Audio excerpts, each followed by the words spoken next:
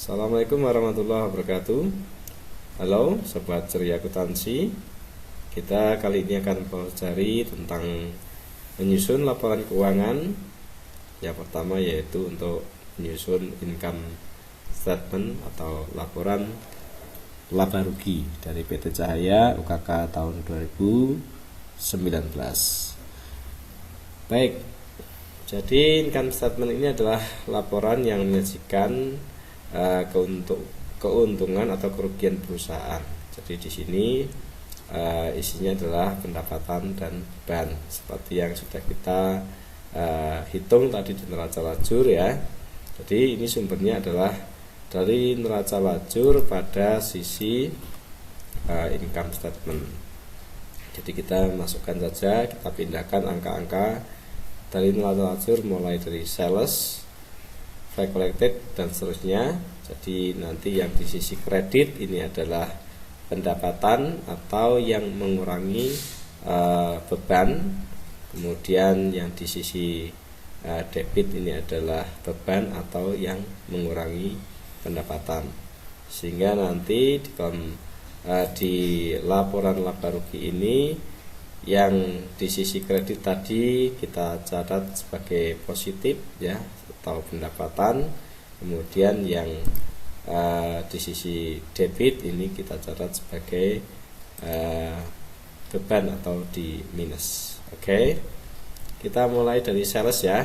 Salesnya tadi 1.298 juta sekian. Maka kita catat saja sini. Kemudian ada free collected sisi kredit juga, maka di sini kita catat positif. Kemudian net fee-nya kosong ya, kosong ya, kita catat kosong.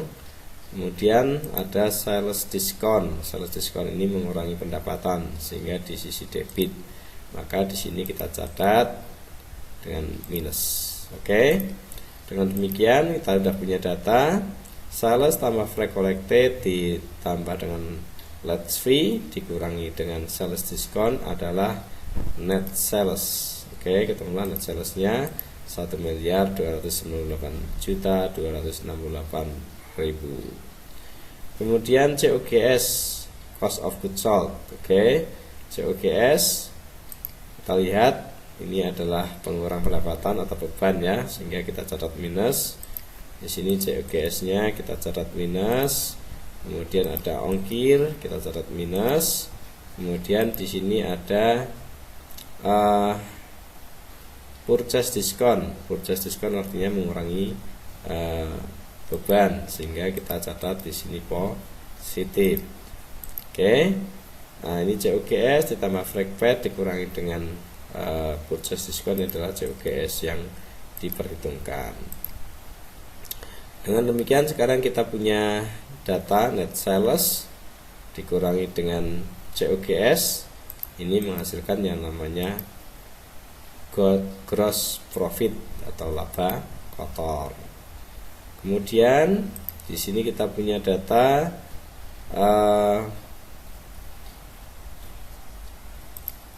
beban-beban ya, mulai dari advertising expense, utility expense, water, telepon, electricity, kemudian sampai dengan let's fee. Ini semuanya kita pindah di operating expense ya, karena ini beban maka kita semuanya catat di sisi minus ya, kita minus semuanya. Oke, sudah kita masukkan semuanya, kemudian kita jumlah berapa yang jumlah dari semua ini, semua expense-nya adalah ketemu angka 329 juta sekian. Nah, sehingga kita dapat hitung gross profit sekian dikurangi dengan operating expense 329, maka ketemulah yang namanya operating profit atau laba usaha 201.277.000. Kemudian ada other income. Oke, di sini other income-nya yang di sisi kredit ya, berarti ada interest income, dividend income. Maka kita catat di sini untuk other income ada 2, interest dan dividend income. Kita jumlahkan di sini. Jumlahnya 250. Kemudian ada other expense. Di sini gain or loss-nya boleh juga dimasukkan other expense, tapi positif ya, karena ini laba, sehingga kita catat gain or loss-nya positif. Kemudian ada apa tadi? Bank service charge, interest expense, bank service charge yang di sisi minus ya, sebagai beban kita catat. Sehingga kita catat sekarang gain or loss dikurangi dengan interest expense dikurangi bank service charge, sehingga ketemulah angka 1.455.000 positif karena labanya lebih besar. Sebenarnya untuk gain or loss ini juga bisa kita catat di pendapatan ya, di pendapatan di other income sini. Kalau positif gain ya berarti ya positif, kalau misalnya loss ya berarti kita catat sebagai minus. Oke. Berarti sekarang kita punya tambahan data yaitu other income ditambah other expense positif ya. Totalnya kita catat di sini.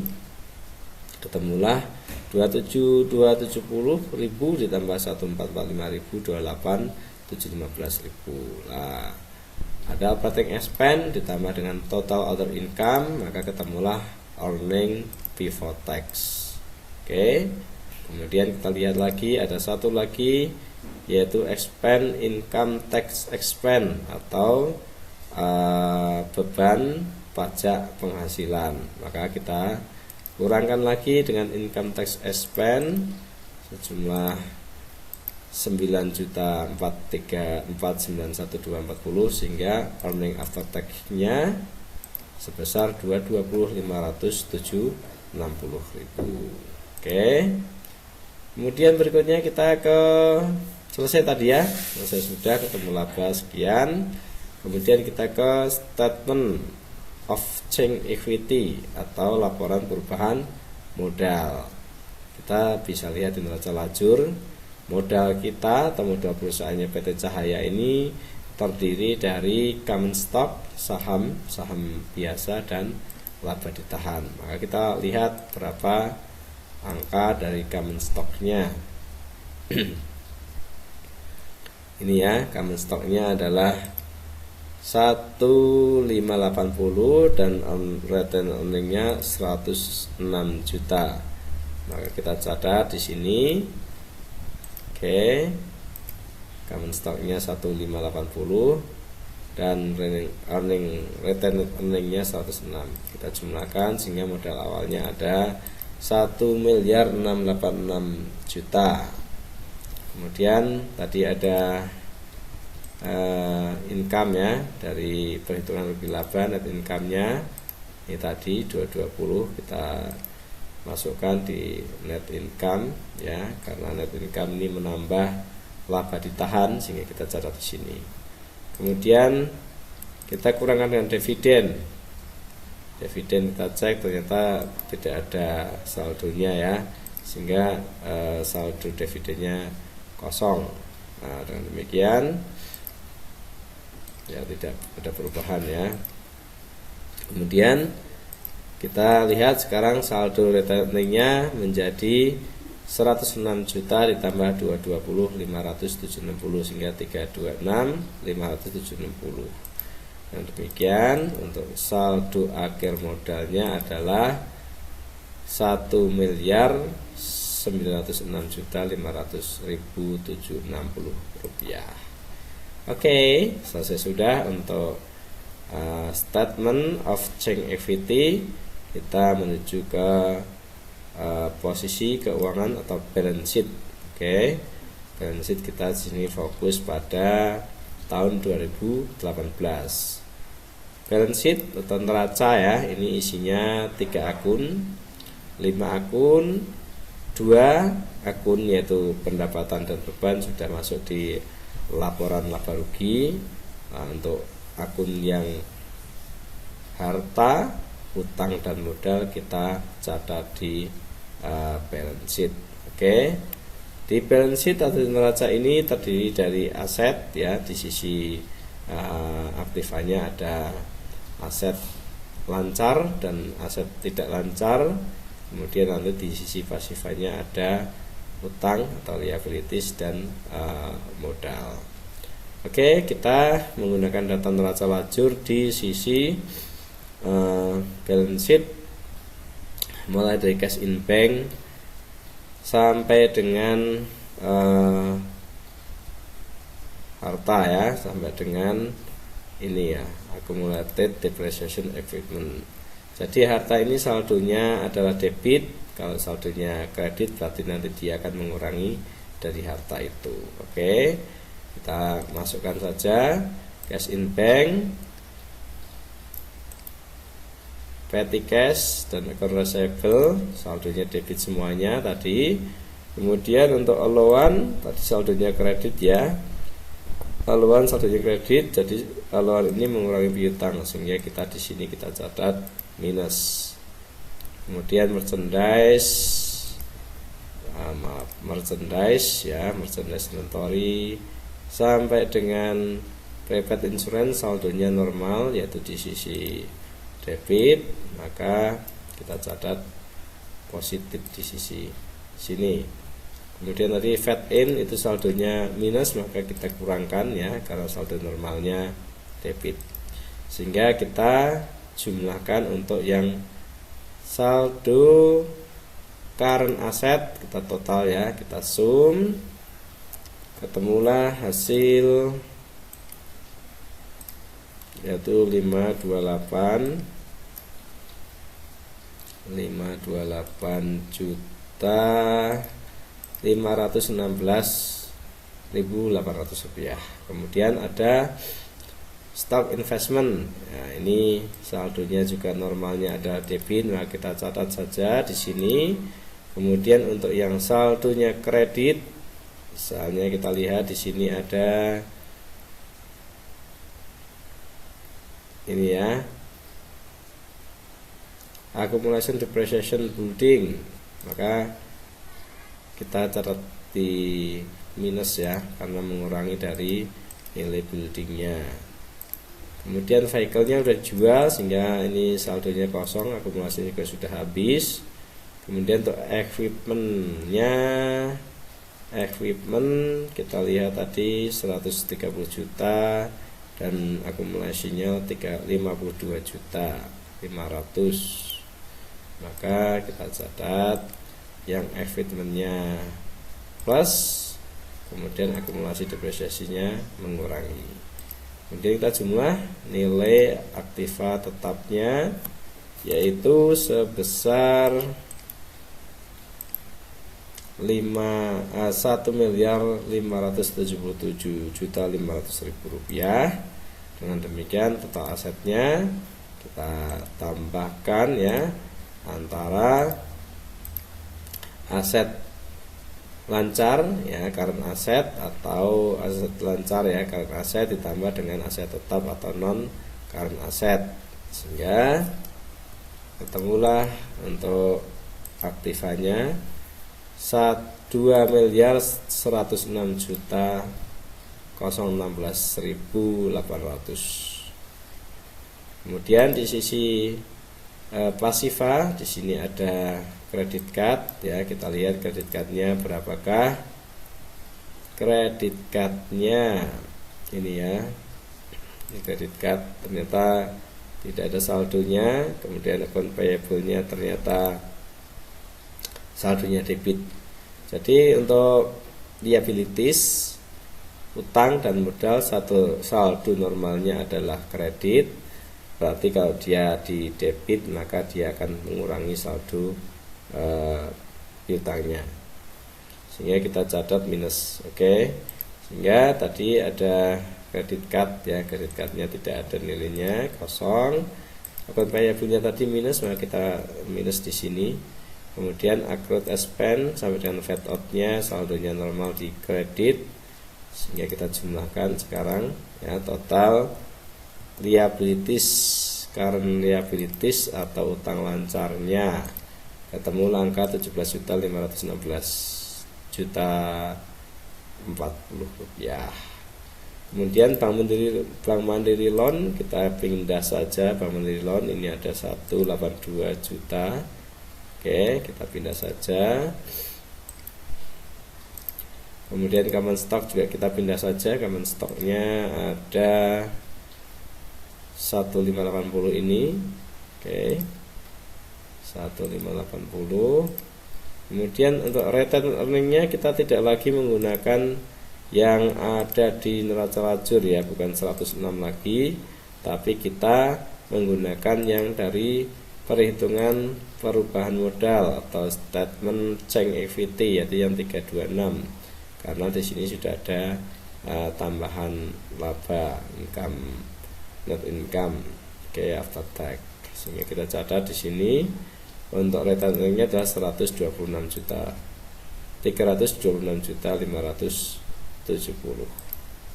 Dengan demikian kita jumlahkan ya, ini untuk modalnya ya, modalnya itu sebesar equity modal ya sebesar 1 miliar sekian, sehingga untuk total liability-nya utang lancar tambah utang jangka panjang ditambah dengan equity, ketemulah angka harusnya parent ya dengan aktivanya 2.106.016.800. Oke, sudah parent saudara. Dan selanjutnya kita menuju ke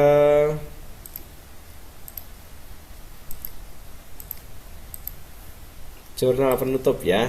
Kita tutup dulu angkanya. Oke. Jadi jurnal penutup ini atau closing entries ini adalah menutup akun-akun nominal atau akun-akun yang ada di rugi laba. Oke. Caranya bagaimana? Caranya yang dia saldonya debit kita kreditkan, yang saldonya kredit kita debitkan. Penutupnya dengan income summary. Oke, kita lihatnya di laporan laba rugi ya. Di laporan laba rugi kita dekatkan saja dulu di sini. Nah, ini berarti semua yang positif, sales, flag collected, kemudian apalagi ya, interest income, dividend income, semua yang positif ya, saldo yang positif artinya dia kredit.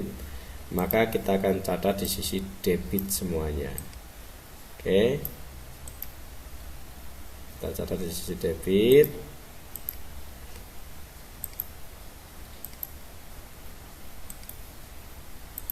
Oke, kemudian kode akunnya kita ambil dari neraca lajur juga bisa ya. Ini kita ambilkan dari neraca November juga boleh, dari neraca lajur yang di sini ya, kita ambil kode akunnya di sini juga bisa. Oke, kemudian masih ada ya, pokoknya semua yang saldonya positif artinya kita akan tutup dengan kreditnya, namanya akunnya adalah income summary. Oke, income summary, kode akunnya sekian. Jadi semua angka yang di barugi ini sales, flag collected dan sebagainya kita pindah di sini. Oke, kita pindah, kemudian kreditnya kita tutup dengan income summary. Oke, maka income summary-nya adalah 31.373.308.000. Kemudian berikutnya untuk akun-akun yang di sini bertanda minus ya, dia artinya di debit ya, beban, sales diskon dan semua beban COGS, semua operating expense maupun semua beban-beban di luar usaha interest expense, bank service charge, ini kan artinya saldonya debit. Maka ketika di jurnal penutup kita catat di sisi kredit. Semua tadi kita catat di sisi kredit beserta dengan nomor akunnya. Oke. Kemudian tadi dari ini ya, angka-angka ini sales diskon, semua operating expense ini kita pindah di sisi kredit.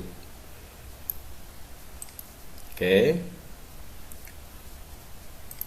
Nah, kemudian kita tutup dengan akun income summary. Income summary-nya berapa? Ya, kita jumlah. Ya, kita jumlah semua yang di sisi kredit ini, kita jumlah, itulah income summary di sisi debitnya. Oke. Nah, di sini kita sudah punya dua akun income summary, yang sisi kredit 1.373.308.000 dan di sisi debitnya 1.152.807 ya. Kita hitung selisihnya. Ya, di sini kreditnya lebih besar, jumlah kreditnya lebih besar daripada jumlah debit. Artinya pendapatannya lebih besar daripada beban-bebannya, sehingga di sini kita akan peroleh laba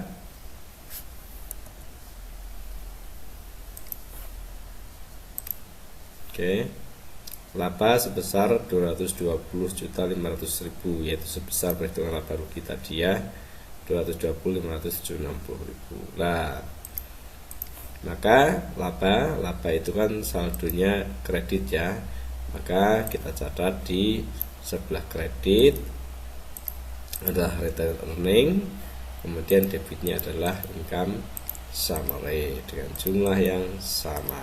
Oke. Nah, kemudian yang terakhir adalah menutup dividen ya. Itu dividen itu kan berarti mengurangi laba ya, mengurangi laba ditahan, sehingga laba ditahannya kita debitkan. Balik ini ya, laba ditahannya yang kita debitkan, kemudian dividennya yang kita catat di sisi kredit.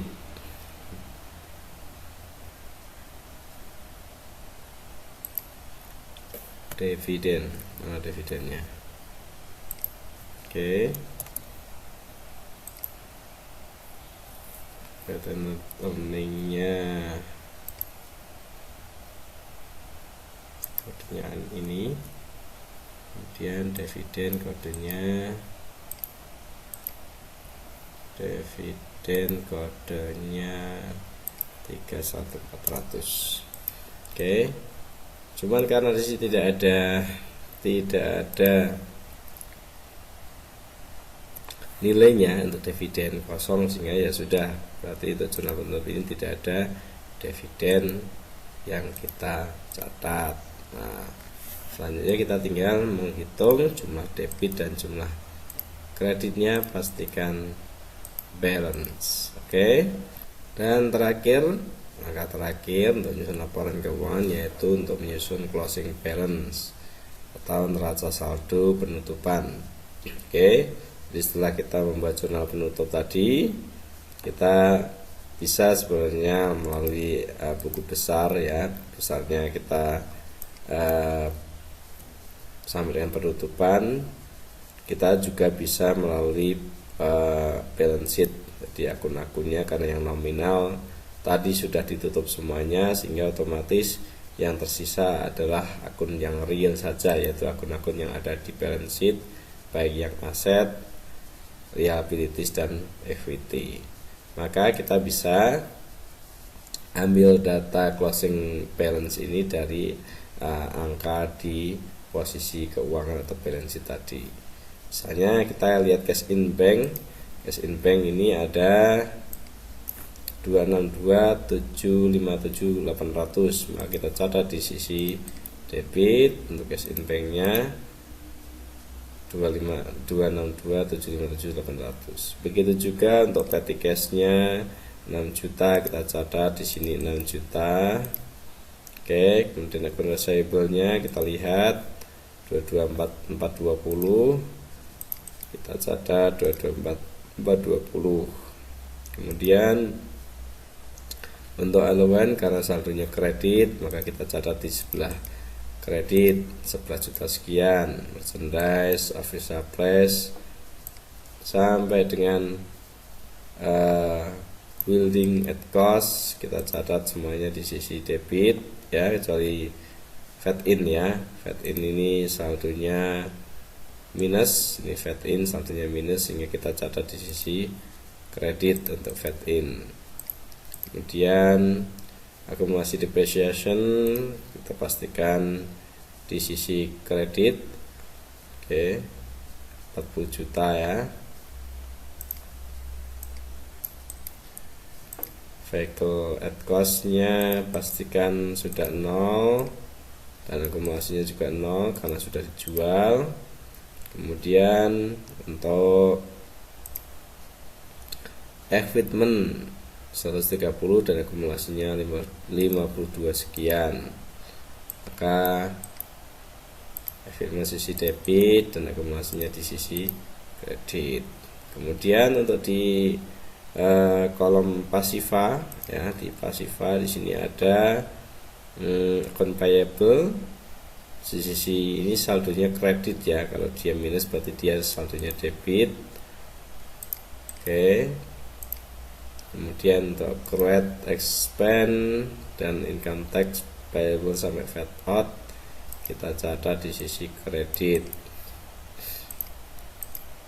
Kemudian untuk utang jangka panjang, kemudian common stock dan return earning kita catat di sisi kredit. Oke, kalau sudah kita tinggal hitung jumlah sisi debit ya, kita pastikan jumlah semuanya sum. Begitu juga untuk sisi kredit harusnya dengan jumlah yang sama. Oke, begitu sahabat Ceria Akuntansi, kita sudah belajar untuk menyusun laporan keuangan. Semoga menjadi tambahan ilmu dan pemahaman untuk kita semuanya. Saya akhiri, assalamualaikum warahmatullahi wabarakatuh.